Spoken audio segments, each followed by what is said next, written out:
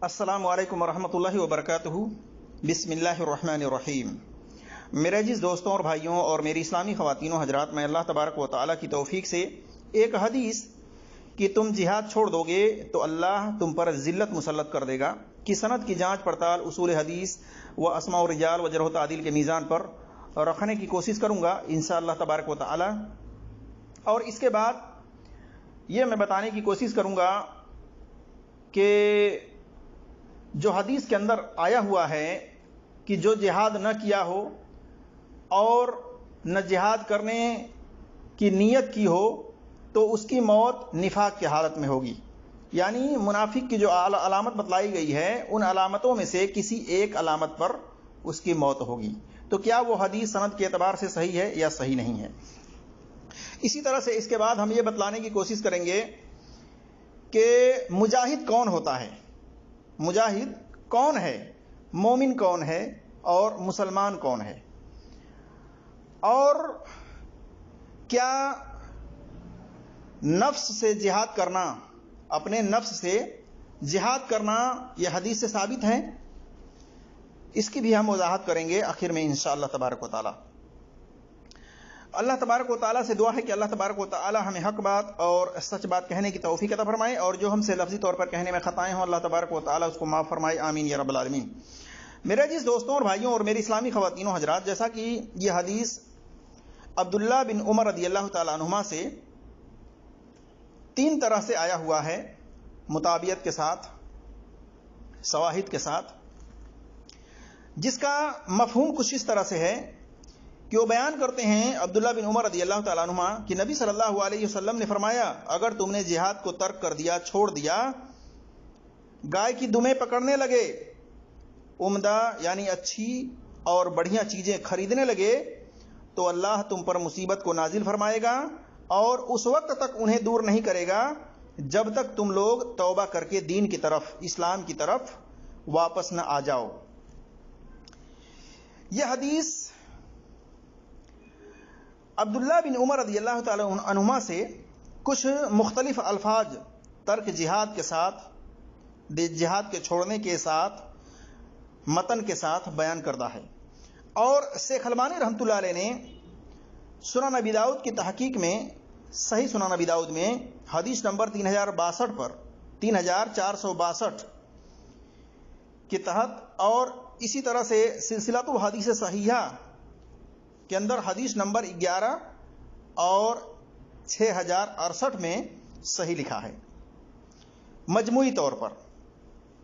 इसी तरह से यह हदीस बुलुगुल मराम के अंदर हदीस नंबर 705 में है और यह हदीस मुस्नदुल बज़्ज़ार जिल्द नंबर 12 सफ़ा नंबर 205 हदीस नंबर 5887 और मुस्नद सामईन तबरानी की हदीस नंबर 2417 पर है। इसकी सनद को शेख अलबानी रहमतुल्लाह अलैह ने मजमूई तौर पर सही करार दिया है, जबकि इसकी सनद सही नहीं है। उसूली तौर से हम बात रखेंगे आपके सामने। और पहली बात यह है कि अहले हदीस, कुरान हदीस का मानने वाला, ये किसी की तकलीद नहीं करता है, ये मुकल्लिद नहीं होता है, बल्कि मुत्तबे सुन्नत होता है, दलील की इत्तिबा और पैरवी करता है, वो भी सही दलील की। उसूली तौर से तो ये बात जो है शेख अलबानी रहमतुल्लाह अलैह की, उसूली तौर से उनका जो हदीस पर हुक्म लगाना है सही का, वो सही नहीं है। इल्लत क्या है, खामी क्या है, वो हम आपके सामने रखने की कोशिश करते हैं। तो देखिए, इसकी सनद सही नहीं है बल्कि ज़ईफ है। सनद में रावी इसहाक खुरासानी, ये ज़ईफ रावी है। अक्सर मुहद्दिसीन ने इसको ज़ईफ करार दिया है और आप इस बारे में देख सकते हैं अल तकरीब के अंदर 342 पर और अनवार सहीफा सफ़ा नंबर 123 पर और हाफिज ज़हबी ने मीज़ानुल एतदाल में जिल्द नंबर 7 सफ़ा नंबर 393 में इस बारे में वजाहत की है। अब इसकी मुताबियात के तौर पर मुस्नद अहमद में हदीस नंबर 5007 पर है। यह भी सनद के एतबार से ज़ईफ है क्योंकि इसकी सनद में 2 रावी ज़ईफुल हदीस हैं। एक अबू जनाब ज़ईफुल हदीस, मतरूकुल हदीस, اور مدلس بھی ہے کہ اس نے یہ روایت ان کے الفاظ کے ساتھ بیان کی ہے، سما کی صراحت اس نے نہیں کی ہے۔ دوسرا کہ امام احمد بن حنبل رحمۃ اللہ علیہ نے اس کو کہا، اس کی حدیث کے بارے میں، اس کی بیان کردہ روایت کے بارے میں، احادیث مناکر کہ اس کی حدیث منکر ہے، باطل ہے۔ اسی طرح سے اس کی سند میں دوسرا راوی شہر بن حوصب، یہ بھی اکثر محدثین کے نزدیک ضعیف راوی ہے۔ اور اسی طرح سے پتہ چلا کہ یہ جو روایت ہے مسند احمد کی، یہ سند کے اعتبار سے ضعیف ہے، صحیح نہیں ہے، حسن نہیں ہے۔ اسی طرح سے دوسری حدیث عبداللہ بن عمر رضی اللہ تعالیٰ عنہما سے مسند احمد میں ہی حدیث نمبر 4825 پر ہے، یہ بھی سند کے اعتبار سے ضعیف ہے۔ سند میں الاعمش کی تدلیس ہے، انہوں نے ان سے روایت بیان کی ہے، سماع سننے کے بارے میں ڈیٹیل نہیں بتلائی ہے۔ اور عطا بن ابی رباح نے ابن عمر رضی اللہ تعالی عنہما سے نہیں سنا ہے، لم یسمع من ابن عمر، یعنی انقطاع کی وجہ سے بھی یہ سند جو ہے ضعیف ہے۔ تیسری علت اس کے اندر یہ ہے کہ ابو بکر راوی جو ہے اس میں مجترب الحدیث ہے، امام بخاری نے اس کو مجترب الحدیث قرار دیا ہے۔ اسی طرح سے عبداللہ بن عمر رضی اللہ تعالیٰ عنہما سے طبرانی کبیر میں حدیث نمبر 13583 پر، 13585 پر، اور مسند عمر میں حدیث نمبر 22، شعب الایمان کے اندر امام بہقی کی حدیث نمبر 4224، 10871، اور مسند ابو یعلا کے اندر حدیث نمبر 5659، اور ابو نعیم کی حلیۃ الاولیاء جلد نمبر 1 صفحہ نمبر 313 314، اور دوسرے نسخے میں جلد نمبر 3 صفحہ نمبر 318 319 میں یہ بھی حدیث مطابعت کے طور پر ہے، لیکن یہ بھی سندن ضعیف ہے۔ اس کے اندر خامی کیا ہے، علت کیا ہے کہ اس کے سند کے اندر وہی علت ہے جیسا کہ میں نے اس سے پہلے بتایا کہ اس کے اندر ابو بکر بن ویاس جو ہے یہ مجترب الحدیث ہے، جیسا کہ امام بخاری رحمۃ اللہ علیہ نے ان کو مجترب الحدیث قرار دیا ہے۔ اسی طرح سے الاعمش جو ہیں یہ مشہور مدلس ہیں، اس کے اندر انہوں نے ان سے روایت بیان کی ہے، سماع کی صراحت انہوں نے نہیں کی ہے، سننے کے بارے میں ڈیٹیل نہیں بتلائی ہے، اور بخاری اور مسلم کے علاوہ بغیر صحیح مطابعات کے، بغیر صحیح شواہد کے مدلس کی ان والی روایت سندن ضعیف ہوتی ہے، یہ مسلم اصول ہے۔ اسی طرح سے اس کی سند میں ایک راوی لیث بن ابی سلیم ہے، جو کہ محدثین کے ہاں مجترب الحدیث و منکر الحدیث اور ضعیف الحدیث، اور اسی طرح سے یہ مدلس بھی ہے، اور روایت اس نے ان سے بیان کی ہے، سماع کی صراحت اس سے ثابت نہیں ہے۔ اسی طرح سے ایک علت یہ بھی ہے کہ عطا بن ابی رباح نے لم یسمع من عمر رضی اللہ تعالیٰ عنہ، لم یسمع من ابن عمر رضی اللہ تعالیٰ عنہ، یعنی عطا بن ابی رباح نے عبداللہ بن عمر رضی اللہ تعالیٰ عنہ سے یہ حدیث نہیں سنی ہے، یہ انقطاع ہے، اس کے بنا پر بھی اس کی سند ضعیف ہے، کمزور ہے، لا اعتبار ہے، غیر ثابت ہے۔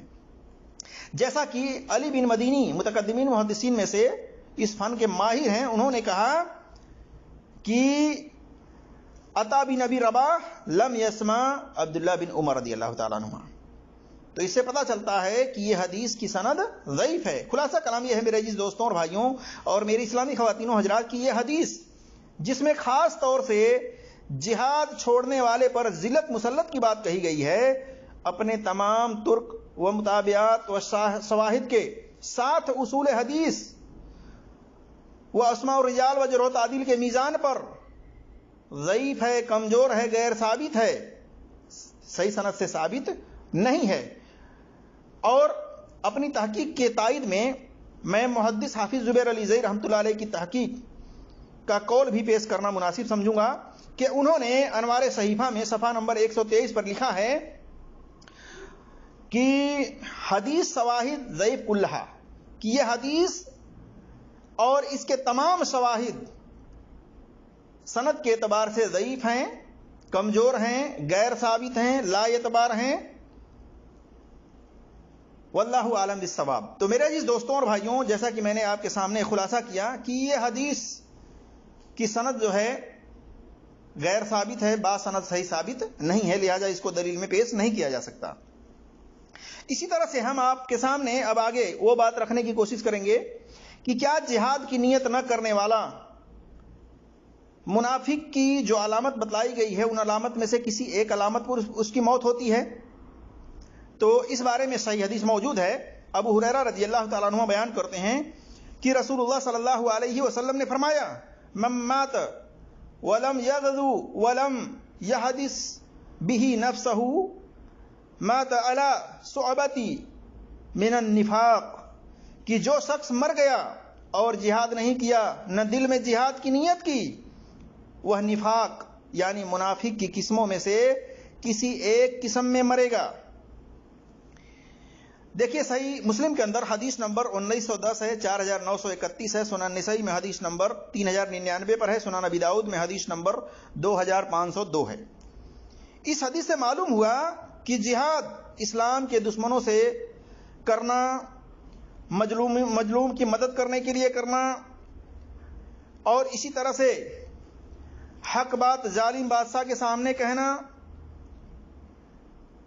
یہ تمام چیزوں کے اندر جہاد کرنا، جد و جہد کرنا، کوشش کرنا، سخت محنت کرنا ایمان کا حصہ ہے.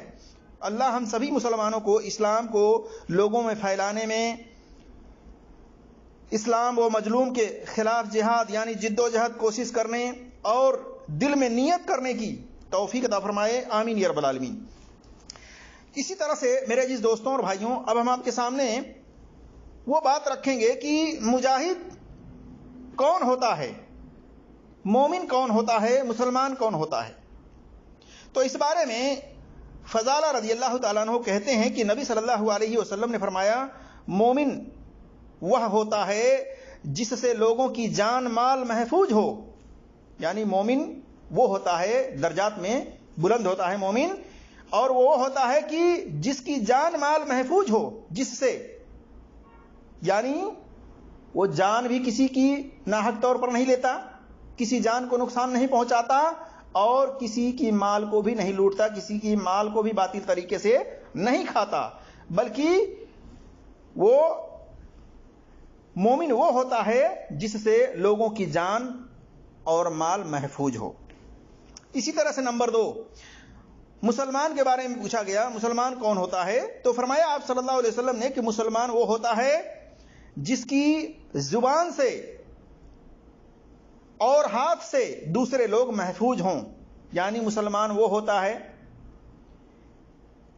کہ وہ نہ اپنے زبان سے کسی کو تکلیف پہنچاتا ہے، نہ غلط بات کہتا ہے، اور نہ اپنے ہاتھ سے دوسرے کو کوئی تکلیف، کوئی اذیت دیتا ہے.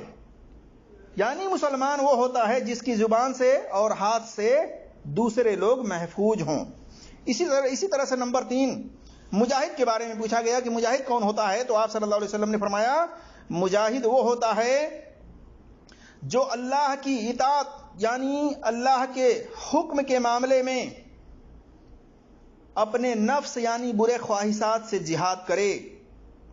یعنی اللہ کے حکم کے مقابلے میں بری عادتوں کو ترک کر دے، برے خواہشات کو ختم کر دے، اور اللہ کے حکم کے مطابق عمل کرے. وہ مجاہد ہوتا ہے میرے عزیز دوستوں اور بھائیوں اور میری اسلامی خواتین و حضرات. اسی طرح سے نمبر 4، مہاجر کون ہوتا ہے. مہاجر کے بارے میں آپ صلی اللہ علیہ وسلم نے فرمایا کہ مہاجر وہ ہوتا ہے جو گناہوں اور لغزشات یعنی کوتاہیوں کو چھوڑ دے. آپ دیکھ سکتے ہیں مسند احمد میں حدیث نمبر 23958 اور اس کی سند بالکل صحیح ہے. اسی طرح سے دوسری حدیث مسند احمد میں حدیث نمبر 23967 ہے، اس کی سند ضعیف ہے لیکن مطابعات کی بنا پر یہ بھی صحیح ہے، جیسا کہ پہلی حدیث کی سند بالکل صحیح ہے. اسی طرح سے جہاد کی کئی قسمیں ہیں. بیوہ عورت اور غریبوں کے کاموں کے لیے کوشش کرنا اللہ کی راہ میں جہاد کرنے والے کی طرح ہے، جیسا کہ صحیح بخاری میں حدیث نمبر 5353، 6006 پر، 6007 پر، اور صحیح مسلم میں حدیث نمبر 7468 میں اور 2982 میں دیکھ سکتے ہیں. اسی طرح سے سب سے افضل وہ شخص ہے جو اپنے مال اور جان کے ساتھ اللہ کی راہ میں جہاد کرتا ہے، کوشش کرتا ہے، سخت محنت کرتا ہے. اس کے بعد افضل شخص وہ ہے، یعنی اللہ کی راہ میں جہاد کرتا ہے وہ شخص کون؟ جو اپنے مال اور جان کے ساتھ اللہ کی راہ میں جد و جہد کرتا ہے، کوشش کرتا ہے، سخت محنت کرتا ہے. اس کے بعد افضل شخص وہ ہے، سب سے بہتر شخص وہ ہے مومن جو کسی پہاڑ کی گھاٹیوں میں ایک گھاٹی میں رہتا ہے، اللہ کی عبادت کرتا ہے اور لوگوں کو اپنی برائی سے محفوظ رکھتا ہے. دیکھیے صحیح مسلم میں حدیث نمبر 1888 میں 4886 میں. اسی طرح سے ظالم شخص کے سامنے حق بات کہنے والا سب سے افضل جہاد کرتا ہے. دیکھیے سنن ابن ماجہ میں حدیث نمبر 4012 پر ہے اور اس کی سند صحیح ہے. اسی طرح سے مجاہد وہ ہوتا ہے جو اپنے نفس سے، اپنے برے خواہشات سے جہاد کرے، جیسا کہ سنن ترمذی میں حدیث نمبر 1621 میں اور المشکات میں حدیث نمبر 3823 میں دیکھ سکتے ہیں، حسن اور صحیح سند کے ساتھ. تو پتہ چلا کہ مجاہد وہ ہوتا ہے جو اپنے نفس، اپنی برے خواہشات سے جہاد کرتا ہے، اللہ کے حکم کو مانتا ہے اور اپنے برے خواہشات کو ترک کر دیتا ہے، چھوڑ دیتا ہے. اسی طرح سے افضل جہاد فی نفس، اس تعلق سے اور بھی حدیثیں ہیں، جیسا کہ آپ دیکھ سکتے ہیں صحیح الجامع کے اندر عبداللہ بن عمرو ابن العاص رضی اللہ تعالیٰ عنہما سے ہے. صحیح الجامع میں حدیث نمبر 1129 ہے. تعظیم قدر صلاۃ کے اندر حدیث نمبر 639 ہے. اسی طرح سے صحیح ابن حبان کے اندر حدیث نمبر 4862 ہے. مسند احمد کے اندر حدیث نمبر 23958، 23967 اور جاد المعاد کے اندر جلد نمبر 3 صفحہ نمبر 6 حدیث نمبر 2019 کے اندر، اور تخریج شرح سنہ کے اندر 14 میں، اور طبرانی کبیر کے اندر جلد نمبر 13 صفحہ نمبر 593 حدیث نمبر 14512، اور سلسلۃ الحدیث صحیحہ کے اندر حدیث نمبر 1491 کے اندر، اور اسی طرح سے 120 نمبر کے اندر آپ دیکھ سکتے ہیں. تو میرے عزیز دوستوں اور بھائیوں، میں نے آپ کے سامنے پوری دلیل کے ساتھ باتیں رکھیں. اللہ تبارک و تعالیٰ سے دعا ہے کہ اللہ تبارک و تعالیٰ ہم تمام مسلمانوں کو جہاد جیسی عظیم عبادات پر عمل کرنے کی توفیق عطا فرمائے اور اس کو اپنے دل میں نیت کرنے کی بھی توفیق عطا فرمائے. آمین یا رب العالمین. السلام علیکم ورحمۃ اللہ وبرکاتہ.